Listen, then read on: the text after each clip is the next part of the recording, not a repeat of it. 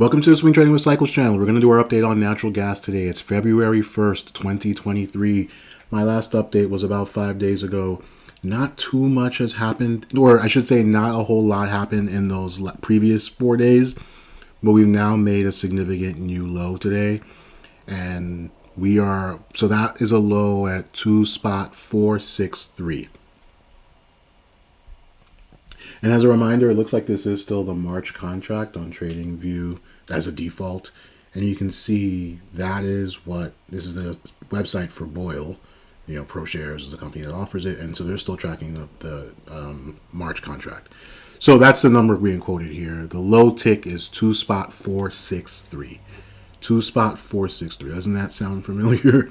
This is your daily chart that we were looking at. And you can see on the monthly, we talked about this kind of no man's land. Let me get rid of that line. If you've been watching the previous videos, hopefully you've avoided losing a lot of money here. We're going to look at Boyle as well. We're just looking at natural gas itself first. And this is actually month 32 now, right? So February is month 32 of this cycle. Take a look at the pin tweet to get up to speed on how that all works, how to think about price action in the context of cycles. But that's all we're doing here, looking at the price action. When we were up here, we talked about how 360 was a magnet, 360 area, I should say. We got down there and we've sliced through, and then we said 240 area, 238 in particular was around that level. And again, we have our low tick here at 240 or what is that? 245, I think, 2.463. Can we go much lower? Of course we can. We're in a downtrend, folks. Don't worry about price targets in a downtrend. Just know that we are in a downtrend. Let's see. What day are we on here? It is day 38. So that's the saving grace here. It is so late in the daily cycle that you would expect we get a bounce soon-ish, right? It's day 38 now. And, a long cycle would be about 40 days. So at this point, you're getting into the timing band where, you can see previous cycles. This was a long cycle at 37 weeks. This was a long one at 39 weeks. It had a bit of a double bottom, actually, you could say. So that's your only kind of saving grace. But that doesn't mean you jump into this thing trying to, quote unquote, anticipate the bounce. You could lose a lot of money like that. Boyle is here at $6.28. If you bought it at $10 just a few days ago, think about that. That means you're already down more than 35%. That's no joke. That's the other thing. If you're going to trade these things, you got to use stops. So again, there's every reason to believe that we could find ourselves at the bottom of this channel. And we talked about why, right? Price had this little rally here a pretty strong rally, actually. Let's see. What's the percentage gain on that? From Pico bottom to this here. Decent rally at 134%. And then we kind of chopped around here for a few months. So it's not surprising. So price kind of aggregated in this area for a good amount of time. So not surprising we're kind of revisiting this area. And maybe we visit the bottom of the channel even. That's at 2.236. And at that point, you're a whisker away from $3, of course. But again, we know what a reversal is going to look like. It's going to start with a swing low on the daily chart. So this is a swing low. Again, that's in the pinned comment. This is a swing low and then an ensuing rally. This is a swing low and then a rally that failed really quickly. So we could also get one of those. You have to be on guard for that.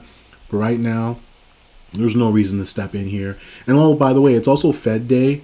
So we knew we needed, this was a highly anticipated day. We wanted to see how things reacted. So far, the reaction has been bullish. And the market was in an uptrend going into the Fed day. We talked about that in the previous video. Natural gas isn't the only thing to trade. In fact, the market is starting to look more attractive. Semiconductors in particular, SMH. Those things, that's ripping today, right? I know, I'll just really quickly, look, there are other things to trade here, right? This is a clean uptrend. That's a higher low. That's a higher low we just made, i.e. a swing low. And now we're going higher. I know there's this tendency to want to try to buy something that's in the trash bin because that somehow kind of feels safer. But that's not always the case. It's certainly not the case here. But again, we know what we need to see is a swing low. We had a little swing low that day, and that failed. We tried to make a swing low this day, and that failed, right? And also notice this is a bearish outside candle, right? Because we made a higher high today. At one point, we were red. At one point, we were green. And in fact, we had a swing low because we didn't, because we had to get above here actually. And then we just failed down the other side. And so that suggests more downside ahead. Again, that call it 2.20 level area, that can easily be tested. And we also talked about that weekly pattern that we've been seeing where we open as an inside week. Like for instance, this candle opened inside this range, but then it made a lower low. This candle opened inside this range, and then it made a lower low, right? And we wonder, is that what we're going to see this week? And of course, that's not what we saw. We actually had a gap down opening, right? Like we opened right here. I mean, yeah, I think that is a gap technically. And so we're in daily cycle decline, but we're also in weekly cycle decline. So very likely that this low that we get on the daily chart is going to be a long-term low. Now it doesn't, or I should say a weekly cycle low.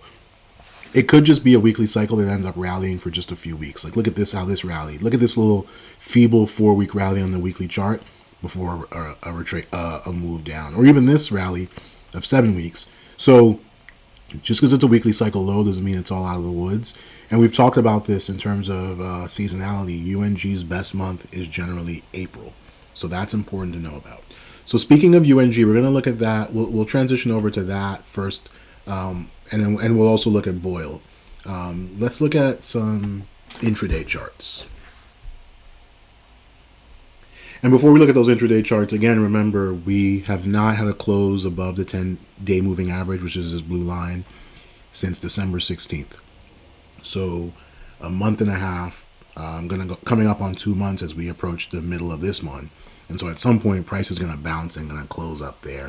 And that's going to be your little rally. That's going to be when we can assess, is this a real bottom?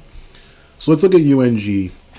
We'll look at UNG first because it hasn't made all-time lows, but I've talked about, oh, God. Well, it's pretty much there. Oh, my God. Yikes. So, yeah, we talked about on the last video, because what is the bottom tick? I thought it was like $8.23. Maybe, okay. So I think we just made a new all-time. No, we didn't. Right. Your bottom, I'm sorry. Your bottom tick is 822. Yeah, so your bottom tick is 822, so you still have another like 30-ish cents of downside, which I mean at this point seems like a foregone conclusion.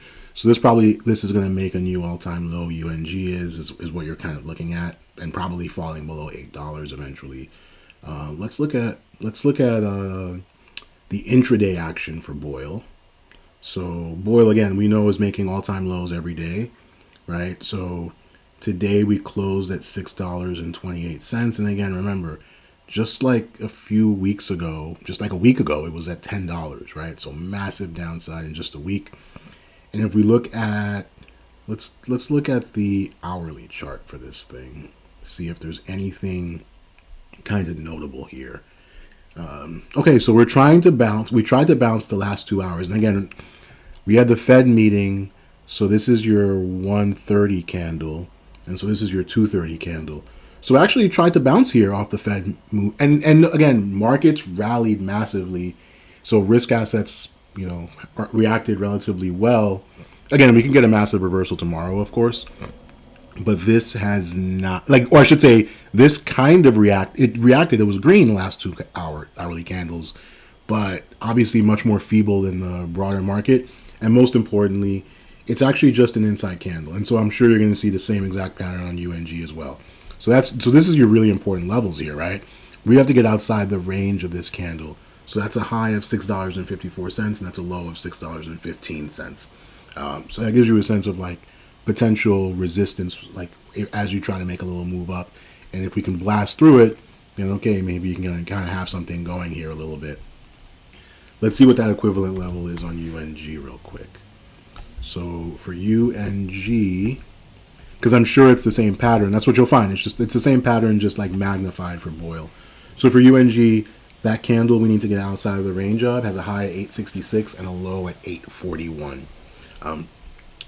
Let's also just take a look at KOLD, right? We talked about how KOLD is trying to make a move to the 70s. So KOLD is the inverse. So KOLD is basically the exact opposite of Boyle. So it goes higher as Boyle goes lower, and it's also leveraged. So it goes higher as natural gas goes lower, I should say, just to be clear. And so Just, I mean, look at this rally, right? Where we don't close below the 10-day moving average. Actually, we did one day. But that's 33 days. So the same way that the downside is stretched for, natural gas and for oil, the upside is stretched for this, but it continues to just rally like crazy. The tough part about these is that the moves tend to happen overnight. So one would have to sit through like gaps, right? So you open up and it's already up or down 10 or 11%. And so there's not much that happens sort of during the day. That tends to be what happens.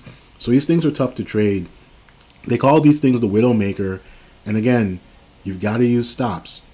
If we think about the weekly rallies, this last weekly rally was 200%. This was 170%. This looks like it was a massive rally, like a bit of a monster, right?